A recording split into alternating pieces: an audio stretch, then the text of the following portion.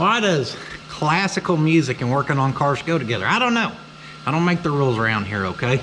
Actually, I kind of do. I make my own rules and I beat to my own drum. But it does. I love some good classical music, especially to some metal work.